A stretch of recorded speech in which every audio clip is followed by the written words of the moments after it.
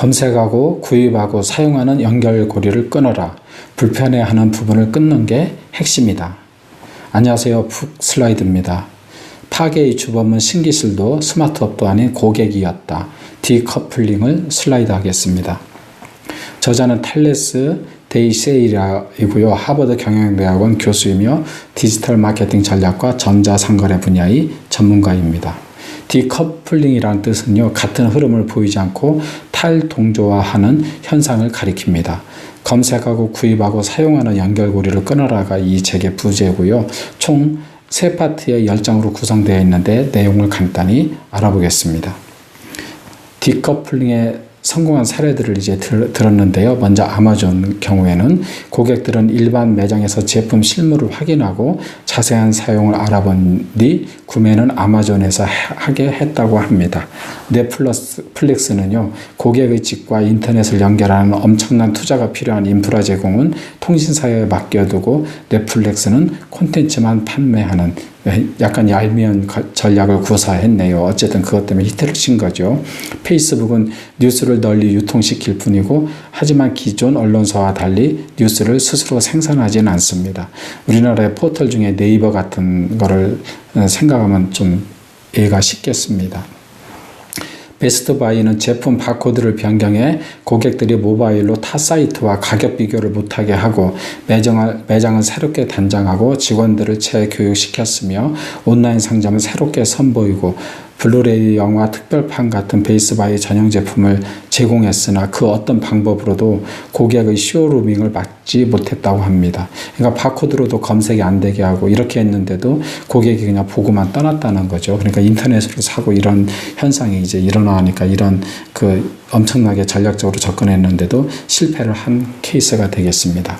비디오 게임 업체 같은 경우 모바일 게임 이용자의 98%, 무려 98%에 달하는 일반 이용자는 무료로 게임을 즐겼지만 게임 마니아에 속하는 단지 2%는 기꺼이 돈을 지불하고 게임할 의사가 있었다. 그래서 이 비디오 게임 업계에서는 98%의 무료 고객은 끌어들이고 그 다음에 2%의 실제 고객, 유료 고객을 확보해서 운영하는 그런 스타일의 산업계의 어떤 생태계인 것 같습니다. 이것은 우리가 20-80 이론 또는 80-20 이론이라고 얘기하죠. 20%가 80%의 수익을 내준다는 것. 그것처럼 2%가 그 회사 전체의 수익을 내주는 역할을 하고 있고 그 퍼센테이지가 상당히 더 격차가 벌어졌음을 알 수가 있겠습니다. 다시 베스트바이로 돌아가서요, 쇼루밍을 하는 고객을 못 잡았으니까 고객의 욕구에 맞서는 방법이 아니라 아마존과 정면 대결을 하는 방법으로는 이길 수 없다는 사실을 알았답니다. 그래서 베스트바이는 돈을 버는 방법에 대해서 학습을 해야만 했고요. 그래서 우리나라의 삼성을 만나 매장 내에 눈에 띄는 곳에 전용 공간을 제안을 하게 된 거죠. 그래서 많은 혁신기업이 기업가의 자신이 디커플링을 하고 있다는 사실조차 알지 못한 채 충족되지 않는 소비자 욕구를 감지하고 그저 직관적으로 이를 만족시키기에 온 힘을 다했을 뿐이었다는 거죠. 그렇게 해서 성공한 기업가가 있는 거죠. 그런데 저자가 인터뷰한 포시즌 호텔, 디즈니, 마이크로소프트 같은 대기업 경영진은 디커플링을 일반적인 접근 방법으로 받아들이지 못해 주변 곳곳에서 발생하는 파괴적 혼란을 지켜보았고 결과는 허무하기만 했다. 이렇게 또 저자가 이야기를 하고 있습니다. 그래서 제가 알기에 마이크로소프트가 이 디커플링의 추세 앞에 상당히 고전을 했었는데 최근에 클라우드 쪽에 전략을 해서 어느 정도 회복을 한 걸로 저는 알고 있습니다. 세상에 영원히 안전한 것은 없다. 면도기 업계 경험이 전혀 없는 30대 기업가 마이클 더비는 회원제 방식을 통해 온라인으로 면도기를 제공하는 웹사이트 달러 세이브 클럽을 만들었는데요. 그 클럽이 면도기 전체 온라인 판매량의 무려 51%를 차지했다고 합니다. 그래서 면도기로 너무나 유명한 질레트를 21%로 밀려나게 했다는 거죠. 엄청난 성공을 거둔 사례가 되겠습니다. 그래서 영원한 기업도 없다. 이렇게 소제목을 뽑았습니다. 미국 교통조사위원회는 이제 공유 차량에 대해서 공유 차량 한 대가 15대의 자가용을 도로에서 사라지게 했다고 추정을 했습니다. 유럽 의회가 내놓은 보고서는 차량 공유를 전면적으로 채택할 경우 유럽 국가들의 개인 소유 자동차 수가 63에서 무려 90%까지 줄어들 수 있다고 주장을 했습니다. 일부 자동차업계의 경영진이 이걸 인식하지 못하는 사이에 서비스로서 교통수단은 자동차의 개인 소유라는 현재의 비즈니스 모델은 멸종 위기로 몰고 가게 된다. 이렇게 얘기한 거죠. 우리가 개인 자동차는 포드가 이제 컨베이어 시스템을 통해서 미국에 이제 그 퍼트린 이래로 곧 자동차의 멸종 시대가 오지 않나 이런 생각을 이 글을 읽으면서 하게 되었습니다. 그리고 가장 심각한 파괴적 혼란은 종종 기술의 혁신보다는 비즈니스 모델에서 발생을 한다고 합니다.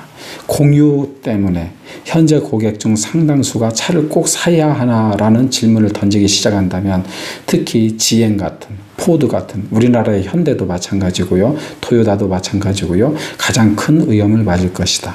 그래서 이거는 제 생각에는 도로 비용과 환경을 위해서도 반드시 해야 할 일이 아닌가. 어쨌든 자동차 산업의 위축은 필연적일 듯 합니다.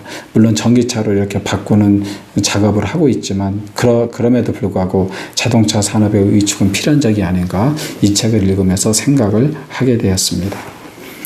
또 하나의 사례로 야후의 실패를 들고 있는데요. 너무 거창한 대응은 부정적인 결과를 낳는다는 사례로 이 야후의 실패를 들었습니다. 야후는 단연간 기업 쇼핑을 이어나갔죠.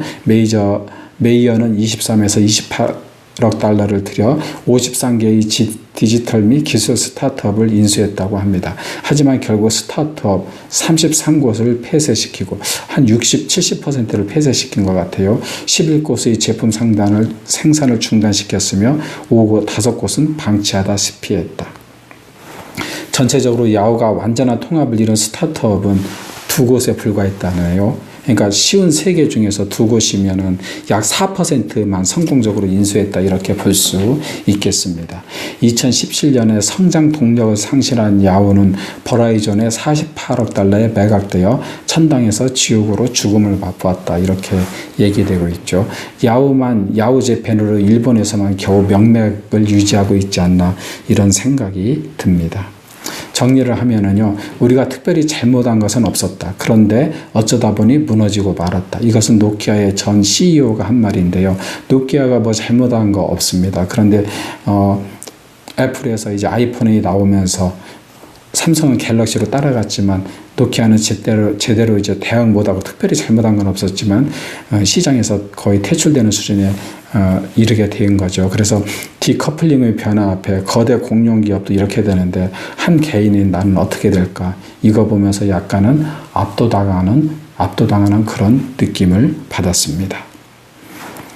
내용이 마음에 들면 좋아요와 구독을